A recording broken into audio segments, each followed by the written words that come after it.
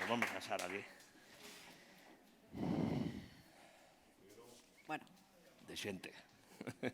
venga, hasingo gara.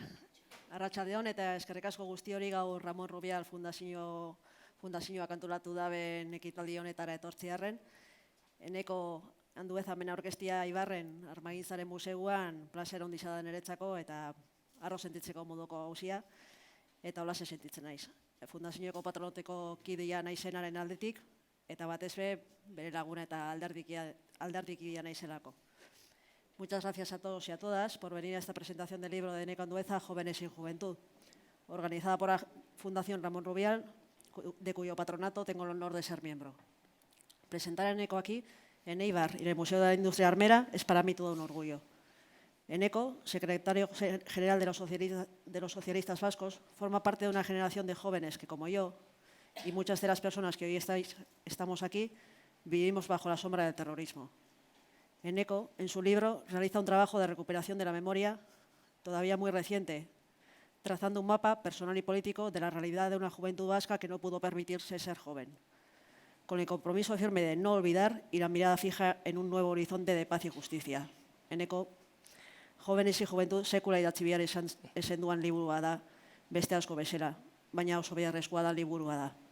Nun bizi dugun errealitatea modu gordin ezinagoan kontatzen dozun. Mila esker Eneko, beharrezkoa eta ezinbestekoa dan liburu honen gaitxik.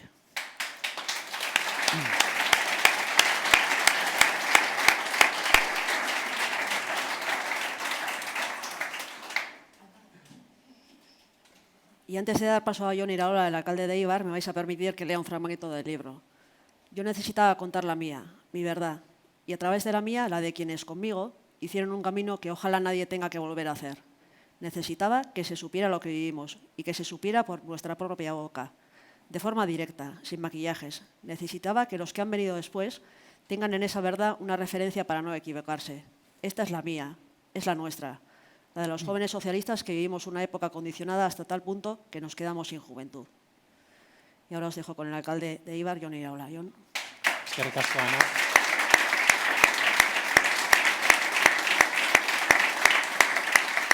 Arratsaldeon guztioi eta eskerrik asko benetan Eneko Anduezak idatzi duen liburuaren aurkezpenera etortzeagatik. Como digo, muchas gracias por venir a la presentación del libro que ha escrito Eneko Andueza y especialmente también gracias a la Fundación Ramón Rubial por traer este acto aquí y a su coordinadora Ana Cano, que está por ahí detrás organizando todo. Muchísimas gracias.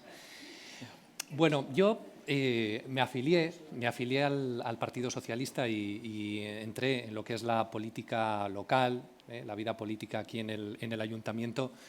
Ya lo sabéis, cuando ya ETA había dejado de matar y yo, por lo tanto, no viví de una manera tan cruda, de una manera tan directa, tal y como Eneko lo relata y lo expone en el libro, la violencia de ETA, ¿no? Así como la pudieron vivir otros compañeros y compañeras que están hoy aquí.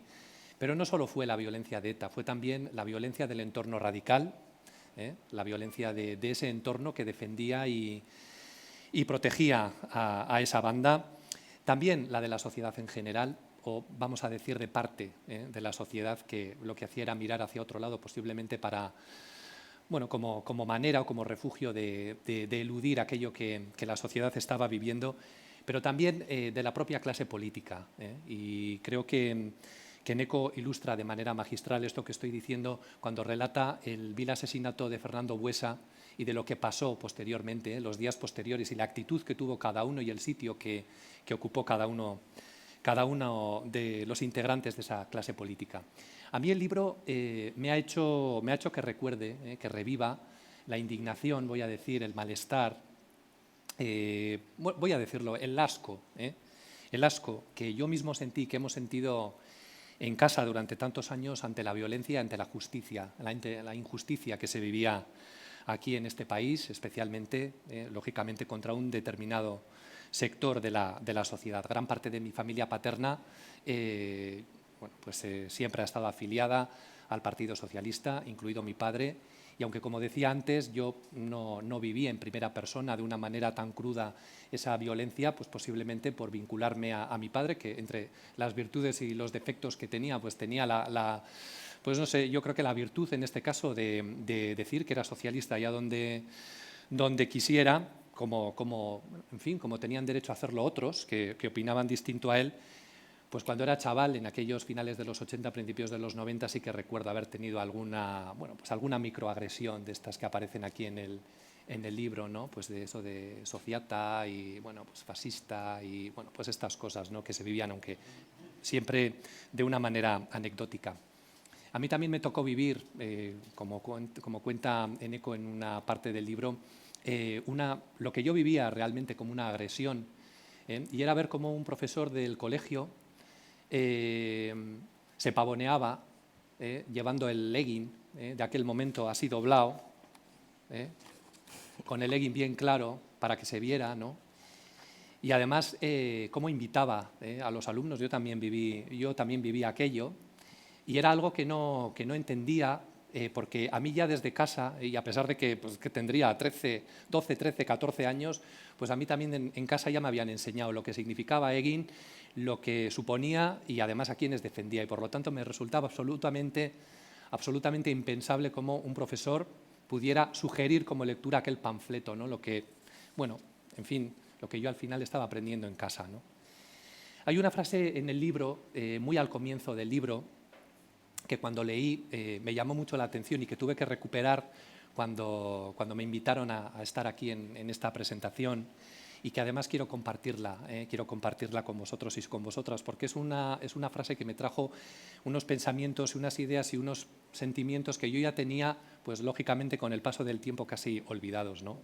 Eneko se refiere en el libro a una infancia, a una juventud marcadas, y leo textualmente, por una violencia que era lo normal en una sociedad azotada, pasiva y cómplice a partes iguales, ¿no?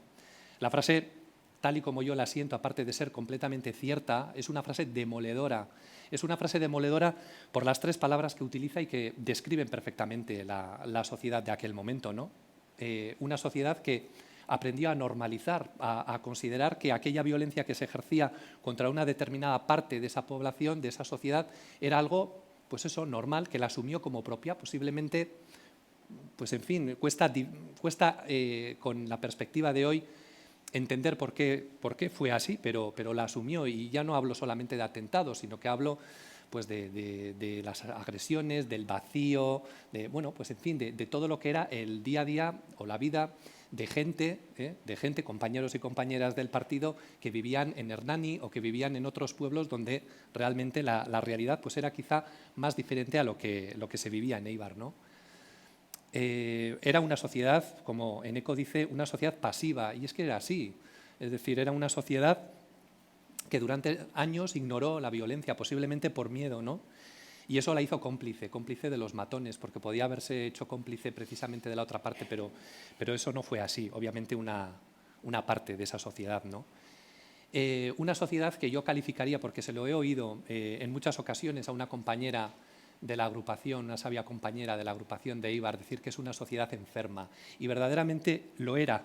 Era una sociedad enferma, aterrada, incapaz de reaccionar por el miedo, por el qué dirán, ante esa barbarie que tenía ante sus ojos, ¿no? Qué enferma estaba la sociedad en aquel momento. Yo me pregunto, quizá igual Eneko lo pueda explicar en el desarrollo, ¿no?, de la presentación, si la sociedad está curada a día de hoy de aquel virus o todavía ese virus perdura. Y antes de cederle la palabra a Eneko, no quiero terminar sin mencionar otra interesante reflexión que se contiene en el libro, que quizá también Eneko pueda desarrollar más adelante, ¿no?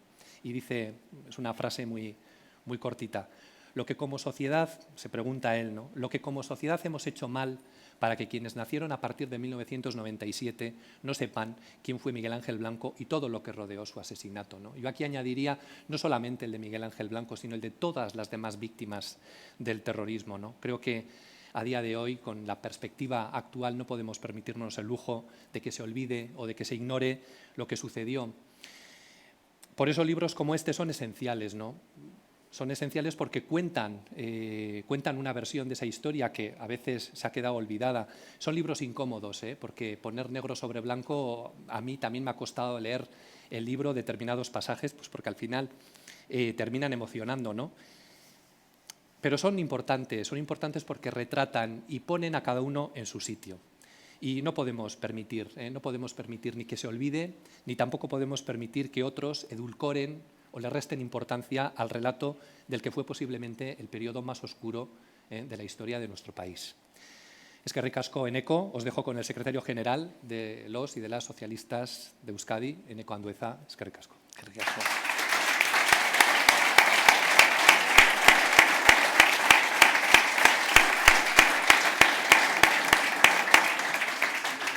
Eskerrik asko, alkate jauna, eta eskerrik asko, Ana, Eibarko Elkarte Sozialistaren idazkari nagusia, netako gaur ore izugarria da, hemen zeuekin egotia, batez be, bi gauzagatxikan, bata etxian naholako, eta etxian beti goxo egoten da, eta beste alde batetik, lagunen artean naholako, orduan, bi bider goxo, ez da?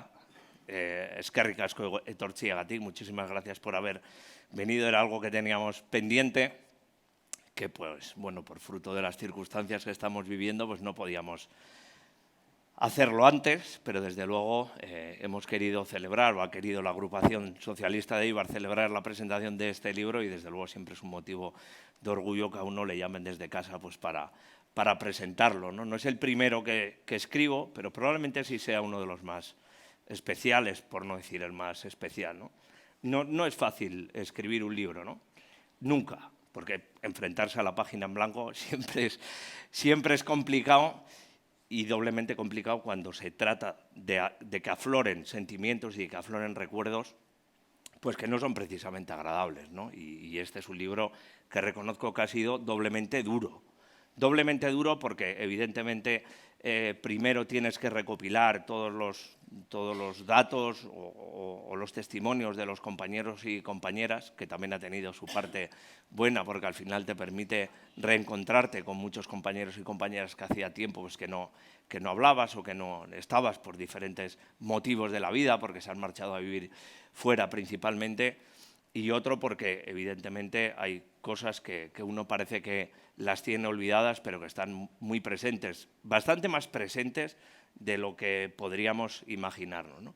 Pero creo que es necesario. Yo aquí sí quiero realizar un agradecimiento muy especial a Ana Cano y a la Fundación Ramón Rubial. Creo que es fundamental la labor de preservar la memoria y de preservar la memoria con claridad, con nitidez, con honestidad y con verdad, ¿no? Yo creo que es algo fundamental porque al fin y al cabo de lo que se trata también es de preservar la memoria de los y de las socialistas, que es parte fundamental de la historia de este país, porque este país, desde luego, que no podría entenderse sin los socialistas y mucho menos tal y como es, me lo vais a permitir, en sus partes más positivas.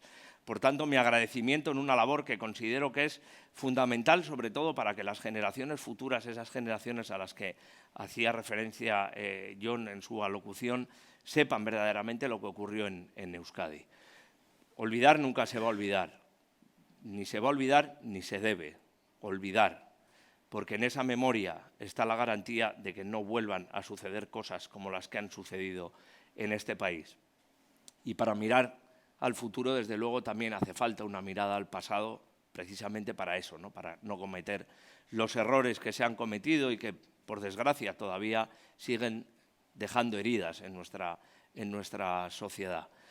Y era necesario también porque teníamos que reivindicar a una generación que muchas veces pues, vivió, no voy a decir en un segundo plano, pero quizá sí, que en la mayoría de los momentos pues, tuvo que sacrificar partes de su vida cotidiana, mientras otros compañeros, otros amigos pues, disfrutaban de la vida como se tiene que disfrutar la vida a esa edad, y porque también necesitábamos contar muchas experiencias que la inmensa mayoría muchas veces ni tan siquiera los amigos y la gente de casa la conocía, ¿no? Y eso es importante y mucha gente, muchos compañeros y compañeras han compartido esas experiencias con nosotros, con los que convivíamos en aquel momento y que conformamos lo que nosotros llamábamos la familia de las Juventudes Socialistas, que Juventudes Socialistas era una familia. Era una familia en la que refugiarse y era una familia en la que hacer terapia, ¿no? Porque hay que salir adelante. Y cuando tú estás sufriendo, pues necesitas exteriorizar. Y es que había veces que no teníamos con quién exteriorizar. Y necesitábamos de nosotros para poderlo hacer. Bueno, eso es importante, tener una organización del calado, de la trascendencia, de la historia, de la trayectoria y de los valores de las juventudes socialistas. Muchas veces nos quedamos con el partido, pero también reivindico aquí, ¿qué sería del partido si las juventudes socialistas, sin esa cantera que forja en ideas, pero sobre todo en valores, en la manera que tiene un joven a una edad tan temprana de concebir su vida y su compromiso con sus ideas? Bueno, nos convertimos en una familia en la que se hacía mucha terapia. Y yo siempre he dicho que he tenido una fortuna inmensa de tener unos amigos que me han arropado, que me han querido, que me han ayudado, una familia que ha hecho evidentemente lo propio en la medida que ellos conocían determinadas realidades de mi día a día, porque otras muchas no se las contaba, por supuesto. Pero también he sentido un inmenso orgullo y un inmenso agradecimiento a la vida por ser de Éibar. Éibar era una isla. Éibar siempre ha sido algo que en otros sitios no lo podían decir. Éibar era un sitio donde existía la convivencia, donde se podía convivir, donde se podía respirar, donde se podía decir lo que uno pensaba a pesar de los riesgos que eso conllevaba, porque había compañeros que te arropaban, porque había una agrupación fuerte que te hacía sentir cerca y que desde luego te arropaba, te ayudaba y te invitaba a continuar por ese camino sin que cayeras ni en el desánimo ni en la flaqueza propia después de haber vivido determinadas cosas. Éibar era una isla, Éibar era un oasis maravilloso en el que, a pesar de todo el drama que se vivía en Euskadi, como en tantas y tantas localidades gobernadas por los socialistas, como en la margen izquierda, en otros puntos y lugares de Guipúzcoa y de Álava, se podía convivir. Se podía convivir, porque nosotros éramos la garantía de la convivencia. Los socialistas hacíamos posible que en los pueblos y ciudades donde nosotros gobernábamos imperara un ambiente en el que se hiciera frente a la violencia y en el que aquel que pensaba diferente era siempre bien recibido y bien respetado.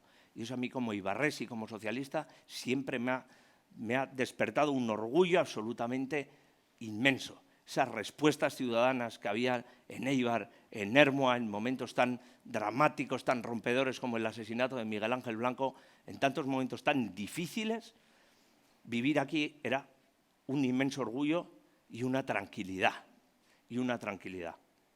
Mi primera experiencia, vamos a decir ya muy seria, fue cuando entré a formar parte de la corporación en Ordicia.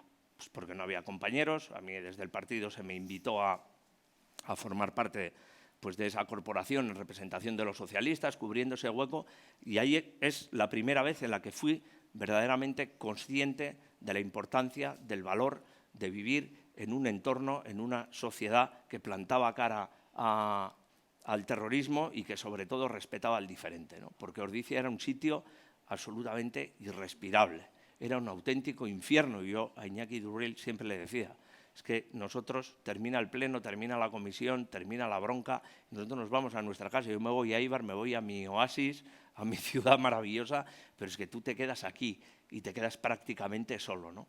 Qué valor de verdad con mayúsculas el de esos compañeros y compañeras que aguantaban en esos sitios en condiciones tan sumamente complicadas. Bueno, en este libro se cuentan muchas cosas, difíciles todas ellas. Creo que tiene un significado especial que hoy estemos aquí y hay alguien que se puede preguntar, bueno, es un espacio pequeño, no es un espacio muy amplio, no es un espacio muy cómodo. Bueno, es nuestro espacio porque aquí aquí se muestra parte de la grandeza de esta ciudad, ¿no? Esto es parte de nuestra historia, es nuestro museo, es nuestro legado, es lo que hemos construido los eibarreses con nuestro ingenio, con nuestra manera de ser y de pensar. Y eso tiene también un vínculo muy directo con este libro porque los primeros capítulos son parte también de la historia de esta ciudad, ¿no? Es la infancia, es ese vivir al lado del cuartel de la Guardia Civil, que no siempre era fácil, es esos recuerdos de los asesinatos de esas personas pues que quizá en ese momento no eras tan consciente, pero que con el paso del tiempo has tomado dimensión de todo lo que significaba, ¿no? El asesinato de Sebastián Azpiri, cuando eres un crío que tu padre te lleva de chiquiteo con su cuadrilla allí, es una persona a la que ves y de repente te enteras que le han matado y no sabes muy bien por qué. Pues eso, pues el convivir con hijos de guardias civiles que tenían miedo a decir que eran sus padres, por miedo a las represalias y no entender muy bien el sentir vergüenza por decir que es tu padre o que deja de ser tu padre, en qué trabaja tu padre, ¿no? Aquí hay parte de la historia de la ciudad y hay también una parte que guarda un punto de vergüenza, ¿no? De no haber estado a la altura en determinados momentos, ¿no? Pues, por ejemplo, contaba John lo de Leguín, es que es el mismo profesor que nos educó, y es verdad que nos educó y siempre he tenido un buen concepto de ese profesor, pero tenía esa vertiente que con el paso del tiempo la piensas fríamente y dices, joder, qué manera de manipular, hasta qué punto el nacionalismo más radical ha sido capaz de instrumentalizar cualquier cosa, cualquier oportunidad para meternos en la cabeza sus ideas e intentar absorbernos, ¿no? El hecho de que asesinen a un policía nacional cuando iba a cubrir la seguridad de un partido de Eibar y no tener ese punto de sensibilidad que ahora sería absolutamente impensable de suspender el partido, ¿no? Un hecho tan dramático y que todo siguiera su curso, que no hubiera un minuto de silencio, que se tapara absolutamente todo y que aquello siguiera, ¿no? Que con impunidad, como sigue ocurriendo todavía en muchos espacios, los radicales salieran al campo de fútbol con una pancarta a favor de los presos, de la amnistía, incluso de ETA, y se pegaran una vuelta al campo, incluso hubiera gente que les jaleara y que les aplaudía, ¿no? Cosas que ahora mismo son impensables y que quizá forman parte de un baúl que de vez en cuando hay que abrir y que hay que airear, ¿no? Porque esas cosas se tienen que saber y esas cosas con la perspectiva del tiempo también toman su verdadera dimensión. Porque como decía John, y me parece que es un apunte muy acertado, las cosas se vivían con determinada normalidad. Y ahora con el paso del tiempo te pones a reflexionar muchas cosas y dices, bueno, pero ¿cómo puede ser esto normal? ¿Cómo podíamos tolerar esto con normalidad? ¿O cómo podíamos ver? Bueno, esto es lo de siempre, estos son los de siempre, ya están aquí como siempre.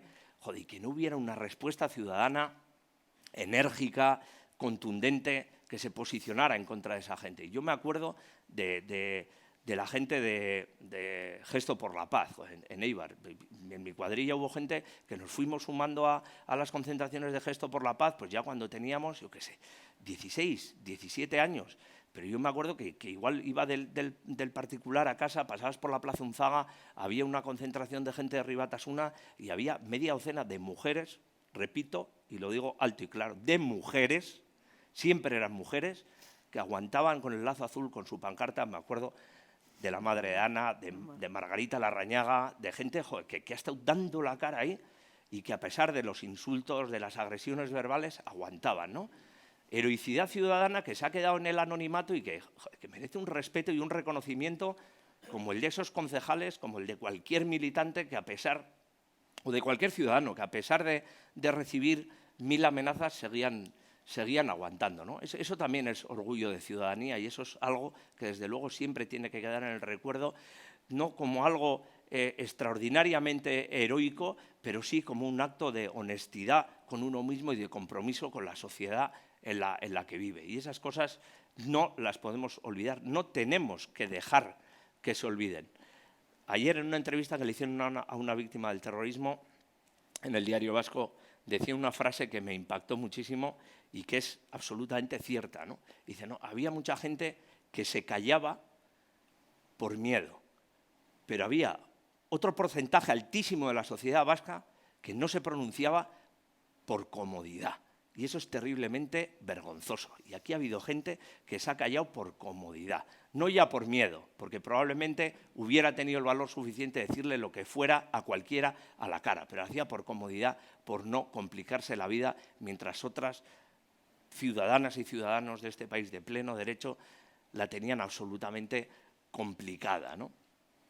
Y es complicado sobre todo cuando eso te toca hacerlo, cuando te toca responder a determinadas actitudes que no tienen sentido alguno, pues a una edad temprana. Ahí desde luego es cuando eres joven, evidentemente quieres vivir la vida y quieres vivir cómodo. y me atrevo a decir que cada vez quieren ser más cómodos todavía, ¿no?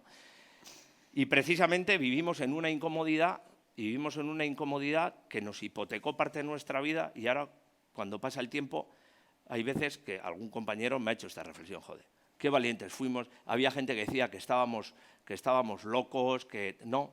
Teníamos compromiso y nuestro compromiso con nuestra organización, con nuestras ideas, con nuestro partido hacía que estuviéramos allí. Pero, joder, bastante mejor hubiéramos vivido si hubiéramos estado tranquilitos en casa, ¿no? Y no nos hubiéramos metido en ese barro. No, pues teníamos que estar ahí, porque si no, probablemente con el paso del tiempo nosotros mismos hubiéramos sentido un reproche hacia nosotros por no haberlo hecho. ¿Nos tocaba? No, no nos tocaba, lo ha dicho Ana. Ojalá que estos libros no se hubieran tenido que escribir, porque eso hubiera significado que no había pasado lo que ha pasado. Y por desgracia ha pasado, pues entonces hay que escribirlo, ¿no? Estábamos allí ni en un acto de heroicidad, ni en un acto de locura, ni en un acto extraordinario.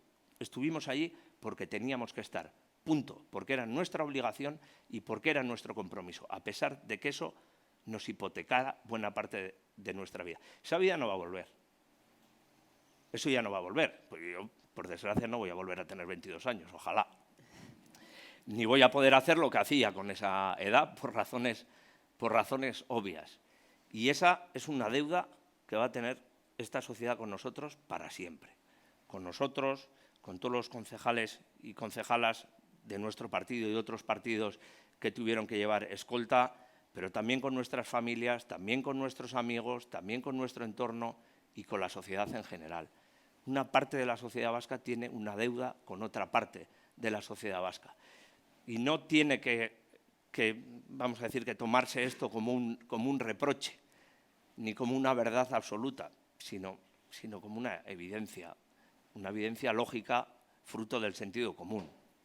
Cuando tú has estado amenazado, cuando tú has estado coaccionado, cuando te han matado a un familiar, cuando tu padre, tu marido ha tenido que llevar escolta, cuando en clase te han acosado porque tu padre era concejal, ¿no hay una deuda pendiente de esta sociedad con esa gente? Y la deuda es inmensa, porque esa parte de nuestra vida no nos la va a devolver nadie. Y no la vamos a reclamar, ni eso se puede cuantificar de ninguna manera, porque eso no es material, es sentimental. Y evidentemente estuvimos porque sentíamos ese compromiso. Pero lo digo alto y claro, buena parte de la sociedad vasca no estuvo donde tenía que estar. Nosotros sí estuvimos.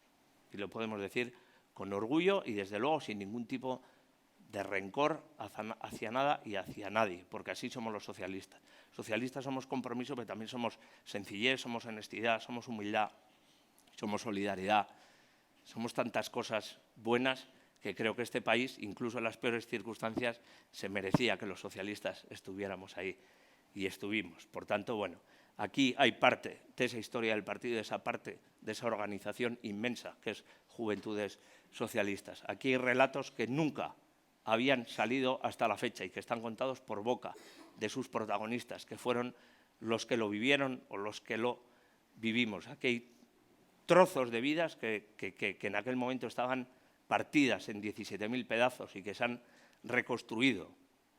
Aquí hay una mirada al futuro también, una mirada que no mira al pasado con rencor, como decía, ni haciendo cuentas con nada ni con nadie. Hay una mirada al futuro que busca la reconciliación, que busca la convivencia, que es, como decía, ese mínimo común denominador de todos los sitios donde hemos gobernado los socialistas. Esa convivencia que es la que tiene que dar garantía a las generaciones futuras, a nuestros hijos, a nuestras hijas, a nuestros nietos, a nuestras nietas, para que no vivan lo que vivimos nosotros, al igual que hubo una generación de socialistas y de ciudadanos y ciudadanas de este país que nos inculcaron esos valores para que nosotros no sufriéramos lo que tuvieron que sufrir ellos durante la guerra y durante la dictadura.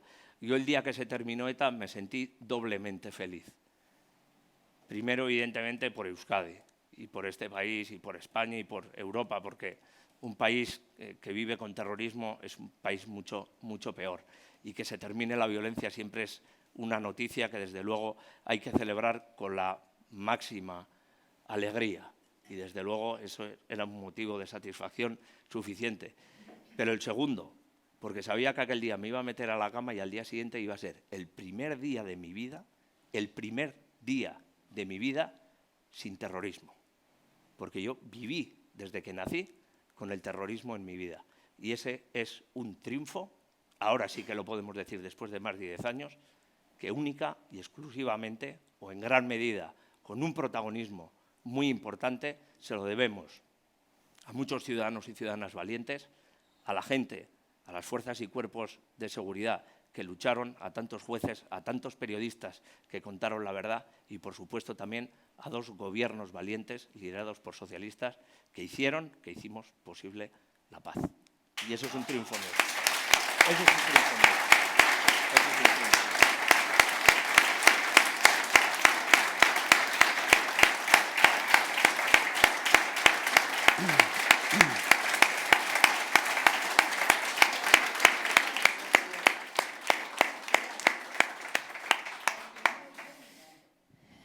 Y ahora, si queréis, abrimos un turno de preguntas o lo que estiméis. Vamos a abrir un turno de preguntas. A ver, Iñaki, Dani, Santi, Ana, aquí, Miguel, Igor. Vale, a ver, Iñaki. Sí, por aquí.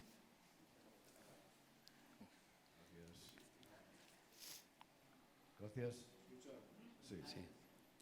Mira, Eneko, yo sin ánimo de polemizar y estando absolutamente de acuerdo contigo con todo lo que has dicho y siendo consciente de que es verdad que una parte de esta sociedad debe un reconocimiento a esa otra parte de la sociedad que defendió la democracia, que aguantó carros y carretas, que expuso su vida, su libertad, su entorno para mantenerse firme en la defensa de la democracia y la libertad en este país. Tengo que decir una cosa. Es muy difícil que la parte de la sociedad que debería de reconocer esa actitud de los que estuvimos en el lado de la democracia lo reconozca cuando el propio Estado, España, no lo ha reconocido. Absolutamente. No lo ha reconocido. No lo ha reconocido. Mira, cuando las guerras carlistas, por ejemplo, y no se trata de un reconocimiento más allá de lo que puede ser lo moral o el efecto de decir, nos llenamos la boca de decir, hemos ganado, los demócratas, hemos ganado a los terroristas. Sí, hemos ganado, efectivamente. Decía, cuando se acabaron las guerras carlistas, los vascos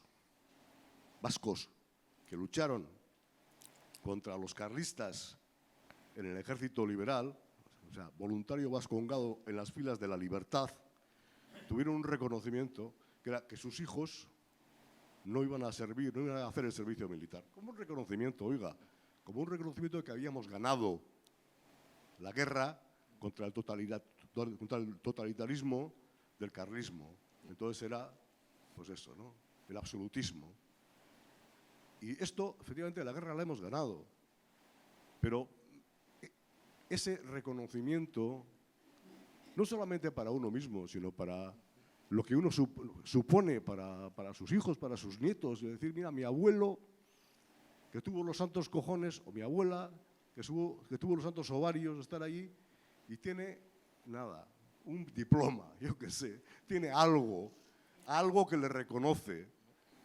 Es que no han reconocido nada. Entonces, claro, el pedir que el que miró para otro lado, por miedo o por comodidad, o por lo que fuera, vaya a reconocer, mira, en esta vida y en sobre todo este tiempo, la gente quiere pasar página a toda hostia. Porque la gran mayoría de la sociedad vasca tiene mala conciencia de todo esto y quiere pasar página a toda leche. Pero a esa gente nunca se le puede pedir que reconozca nada cuando el propio Estado, España, no lo ha reconocido. Sí, yo creo que tienes mucha razón, ¿no? Y eso es algo evidente, ¿no? Como en otros momentos de la historia, víctimas de, no voy a decir de otro tipo de motivación, tampoco han sido reconocidas, ¿no? Nuestros abuelos tardaron ni sé las décadas en reconocerle, en muchos casos, el haber sido fusilados, bueno, cuánta gente hay en las cunetas todavía, ¿no? El haber estado presos, en haber estado en el batallón de trabajadores. Yo me acuerdo cuando se hizo un reconocimiento y ya, bueno, pues se reconoció todo aquello, e incluso se reconoció el derecho de percibir hasta una pensión por todo aquello. Yo me acuerdo la cantidad de papeles que tenía nuestra compañera Yolanda en la sede, pues tramitando aquellas solicitudes, ¿no? Y fue un reconocimiento que llegó cuántas décadas después, ¿no? Y probablemente este reconocimiento quizá no llegue nunca, ¿no? Pero creo que tampoco está de más que nosotros, que estuvimos en el lado que teníamos que estar, de vez en cuando lo recordemos. Hay deudas que nunca se saldan, ¿eh? Pero bueno, por reclamarlas tampoco pasa nada. Dani. Bueno, yo, Eneko, agradecerte que hayas escrito este libro, porque la verdad es que desde el momento en que empecé a leerlo me sentí súper familiarizado con él por las vivencias, o sea, todo, me sonaba muchas cosas, claro, yo también las he vivido. Soy además un poco mayor que tú, soy como John, y bueno, muchas cosas somos un poco mayores. De la quinta, sí. Mucho, pero bueno. Bueno, cuentas en el libro el atentado de Madina. Y en aquel momento Madina era el secretario general de Juventudes.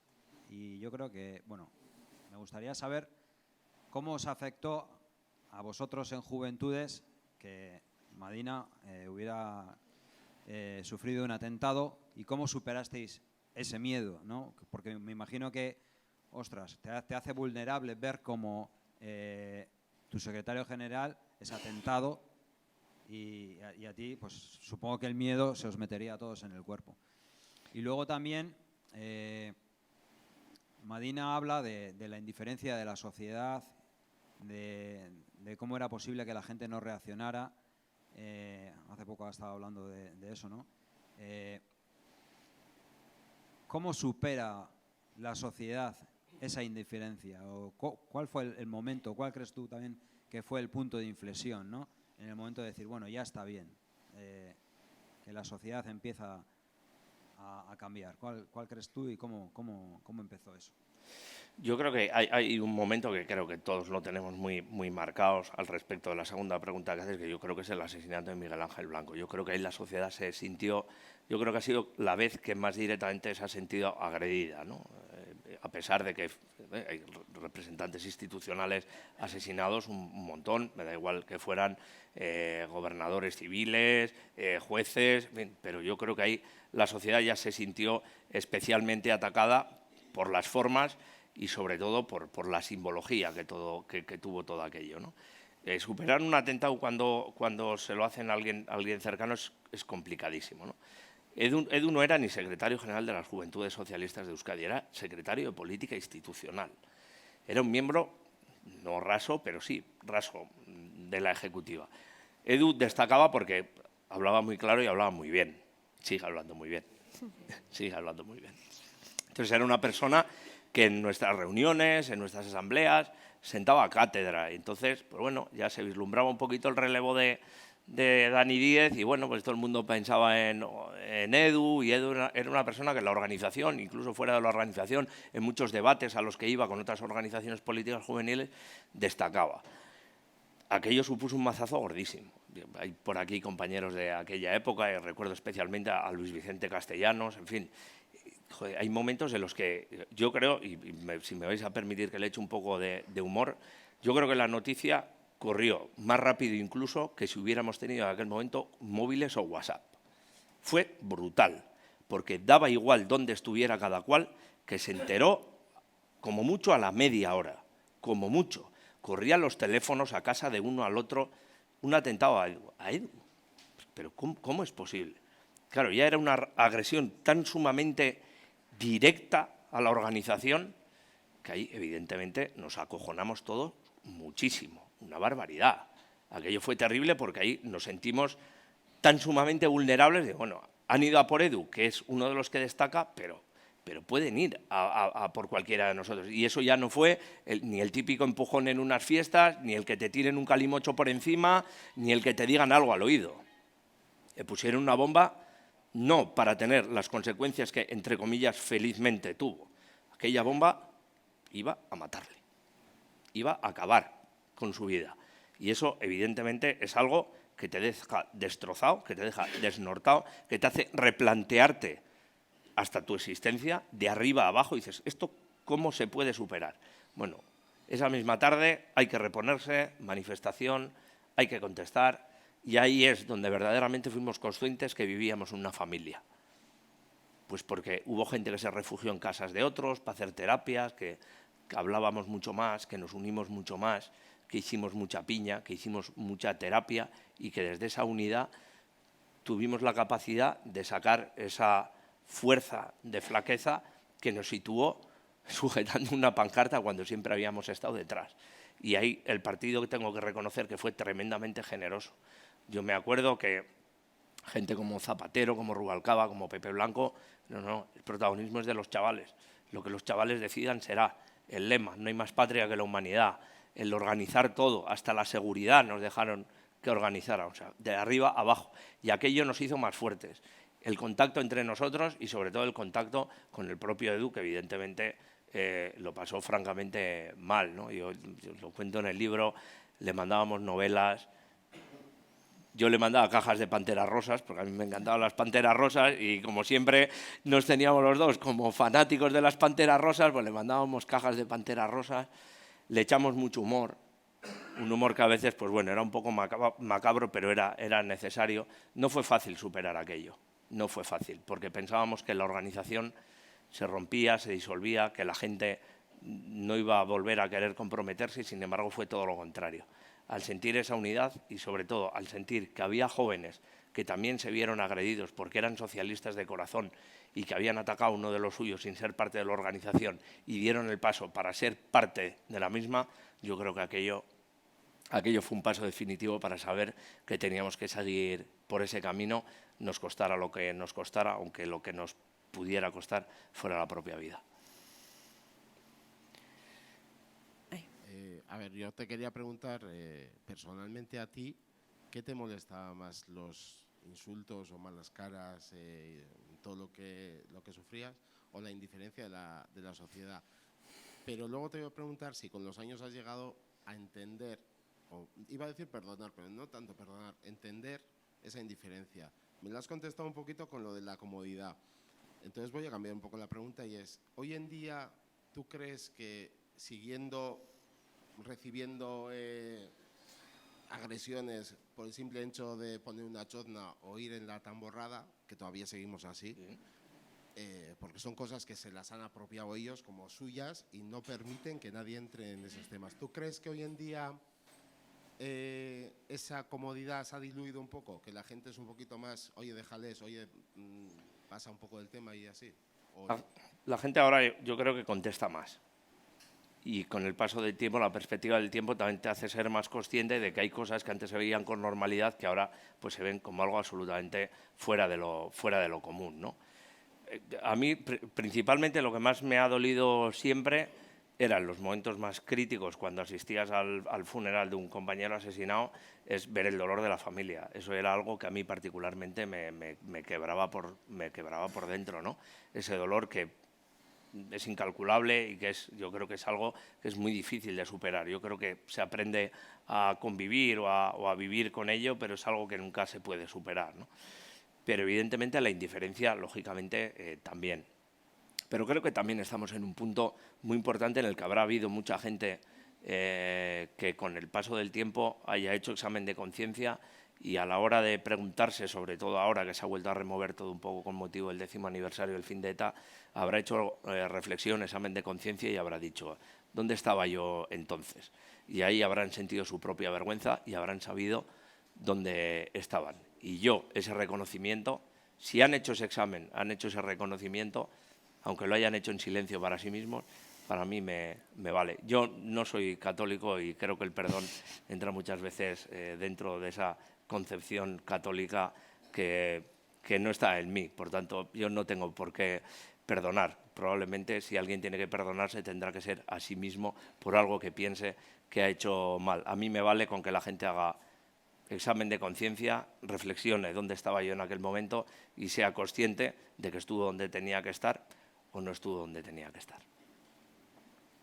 Eneko, yo quiero darte las gracias, muchas gracias por escribir este libro, por hacerlo además de un modo tan cercano. Yo me lo devoré en una tarde y leerlo, recordar, me ha aportado muchísimo. Y en la dedicatoria, haces una dedicatoria muy especial. Se la dedicas a vuestros hijos, a los hijos de esos jóvenes sin juventud. Una generación que vive en libertad precisamente gracias a vuestro sacrificio. ¿Cómo se les puede trasladar ahora a ellos la importancia de ese legado? Pues Es que ricasco, ¿eh?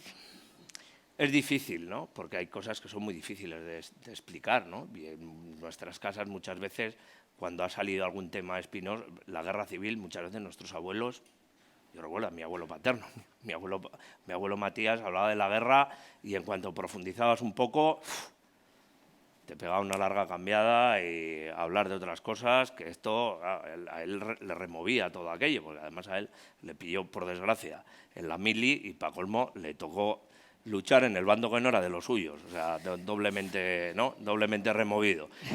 Es difícil, ¿no? Hay que encontrar el momento y la manera. Yo creo que la pedagogía hay que hacerla bien y sobre todo teniendo muy claro que el objetivo, cuando expliques a cualquier joven qué es lo que ha pasado aquí, nunca se tiene que hacer desde el rencor ni desde el revisionismo.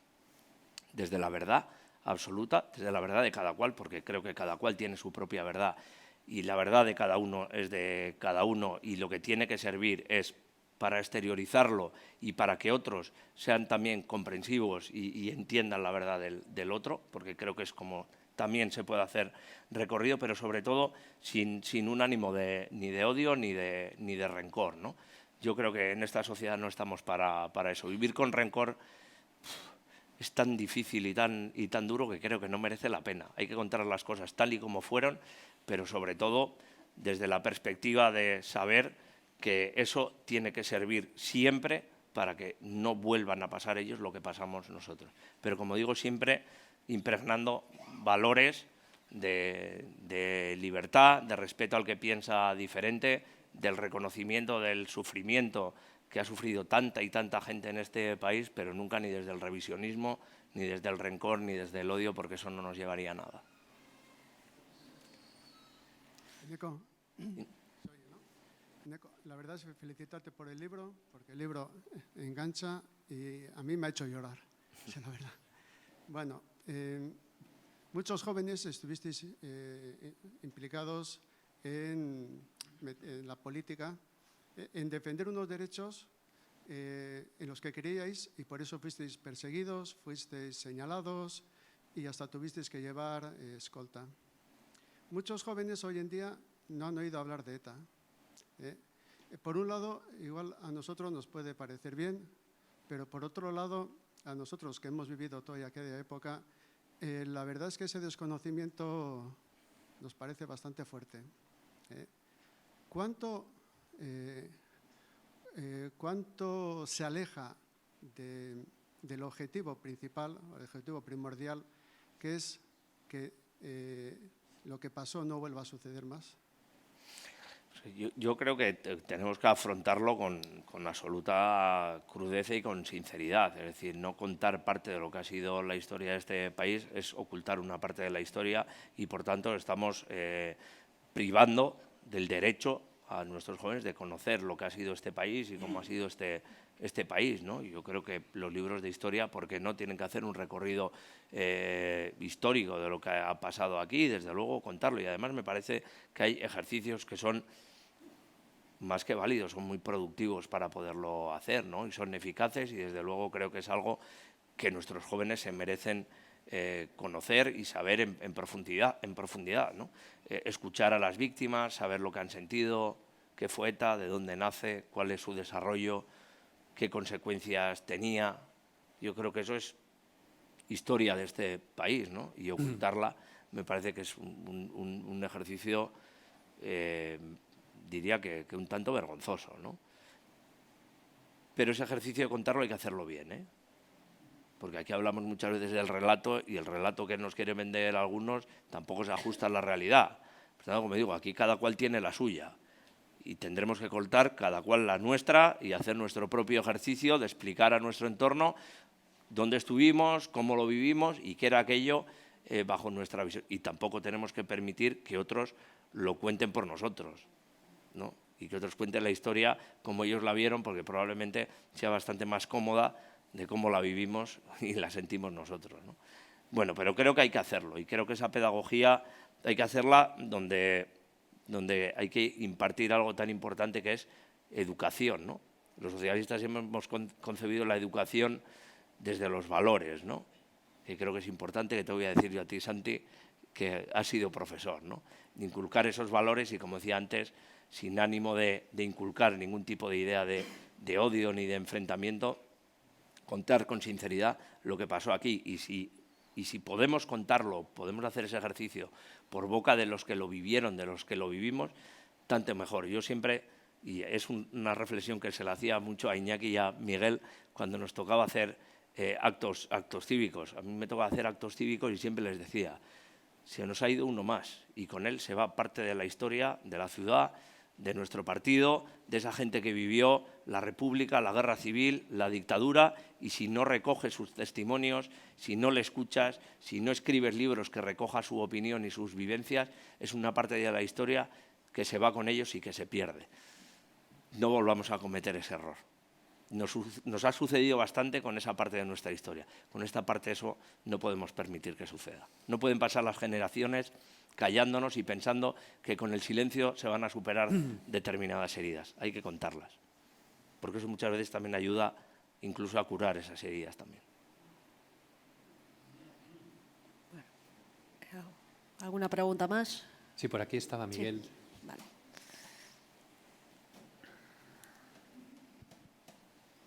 Como soy el último, voy a ser breve. Bueno, igual no. No creo que voy a hacer una pregunta, voy a hacer una reflexión que quizás acabe siendo una pregunta y la quiero compartir contigo y con todos, ¿no? En primer lugar, qué bueno es recordar. Qué bueno, qué necesario es recordar y qué obligación tenemos de recordar, ¿no? Y creo que lo estamos viviendo aquí, ¿no? Estamos sintiendo el latido de la memoria, ¿no? Y para mí es muy importante. Hablas de jóvenes sin juventud, ¿no? Y tanta gente sin libertad. Creo que da para muchos libros, ¿no? Para muchos libros que no te reto a ello, que otras cosas tienes que hacer. Pero sí es verdad que no podemos obviar esos valores, ¿no? Que tanto nos dejamos en el camino, ¿no? Muchos de los que estamos aquí, yo siempre ponía un ejemplo. Es verdad que Eibar siempre ha sido una ciudad de convivencia, de poder estar, pero también es verdad que hubo momentos que había más concejales con escolta que sin escolta. Sí. Sí. Sí, pero es decir, había más concejales que llevaban escolta que los que no llevaban. Y esa era una realidad. Es decir, pero ¿cómo es posible que la mayoría social de este municipio tenga que ir protegida a través de sus representantes, ¿no? Es verdad que te encontrabas con mucha gente que te decía que te acostumbras, ¿no? Tenías que negarte a acostumbrarte, ¿no? Porque creo que era un mal ejercicio, ¿no? Pero yo cuando hablo de la memoria, los que me habéis oído hablar a veces, a mí me gusta hacer símiles deportivos, ¿no? Soy un teórico del deporte, ya la práctica ya. Pero la teoría se sigue manteniendo, ¿no? Y yo creo que hay un deporte vasco que creo que sirve muy bien para reflejar lo que es la memoria, que son las traineras, ¿no? La trainera es un deporte en el cual hay un guía, hay un timonel que él está mirando para adelante, el símil del futuro, ¿no? Él mira la meta, el objetivo que persigue, ¿no? Pero todos los remeros están mirando para atrás. Todos los remeros no miran hacia donde se avanza, están mirando para atrás. Pero necesitan mucho ejercicio y mucha preparación para hacerlo bien. Y por tanto, entendiendo que para caminar hacia el futuro, porque no podemos quedarnos anclados, tenemos que mirar para el futuro, creo que el ejercicio de la memoria es fundamental. Es fundamental. Y el gran reto que tenemos no es una memoria institucional, yo creo que es una memoria social. La memoria institucional al final puede acabar en declaraciones de organismos, de gobiernos, pero la memoria de la sociedad es la fundamental, es la que tenemos que trabajar, ¿no? Y a veces nos enfrentamos a un partido de pelota también, ¿no? Por buscar otro símil muy vasco, ¿no? Que es que tiras la pelota contra el muro y te viene rebotada, ¿no? Y te viene rebotada, y te viene rebotada. la sociedad vasca yo creo que es una sociedad que ha estado muchísimos años sin hacer deporte. Y se ha puesto a hacer deporte y tiene unas agujetas que tiene dos opciones. Una es dejar de hacerlo, y así no tengo agujetas. Otra es insistir, porque haciendo deporte se quitan las agujetas. Y por tanto creo que son los grandes retos que tenemos, ¿no? Y creo que ejercicios como estos son fundamentales porque si no hay personas que consigan mantener vivo el latido de lo que queremos para el futuro, pero mirando hacia la memoria, ese timonel y esos regatistas, seguramente el muro del frontón no lo conseguiremos derribar. Es una opinión, es una reflexión, que ya me dirás si la compartes o no, más te vale que sí. Sí, por desgracia hemos estado muy de acuerdo casi siempre. No, sí, es verdad, ¿no? Y aunque duelan esas agujetas, el deporte siempre es bueno. Y el deporte de la memoria, mens sana in corpore sano, suelen decir, ¿no? Pues bueno, pues tener la mente sana y evitar que esta sociedad vuelva a estar, como decía John, que en realidad son palabras de Miren.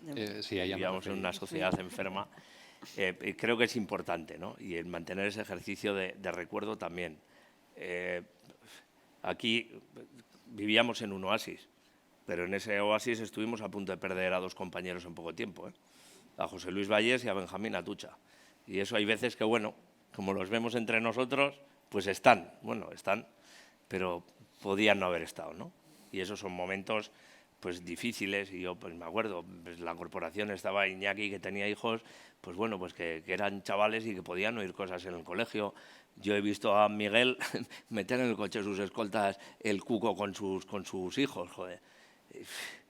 Son cosas que te quedan marcadas, ¿no? Y dices, bueno, hemos tenido la suerte de vivir en Eibar, como otros compañeros y otros ciudadanos han tenido la suerte de vivir en esos entornos, ¿no? Donde se podía convivir, pero es que ha habido otros que incluso, habiendo sido capaces esos chavales en aquella época de haber aguantado con sus padres cuando estaban ejerciendo la política en condiciones tan complicadas, después de haber transcurrido 10 años del fin de ETA, ahora están empezando a vivir las consecuencias psicológicas de aquello.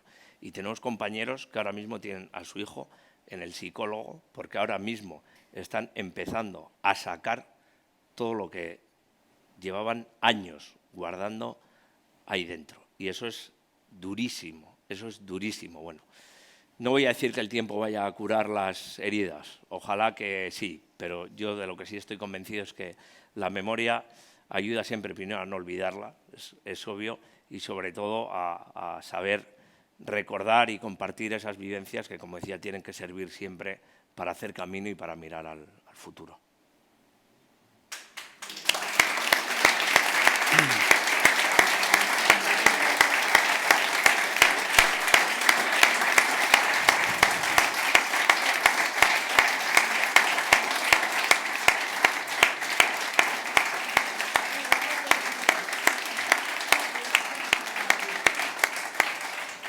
Bueno, eskerrik asko danori, eskerrik asko Eneko, plazera da onditza izan da, eta, bueno, oroimenaz gabizela, nik uste dugu gogoratzeko Moroko ekitaldi bat izan dela, eta hurrengo baten behingo dugu beste bat.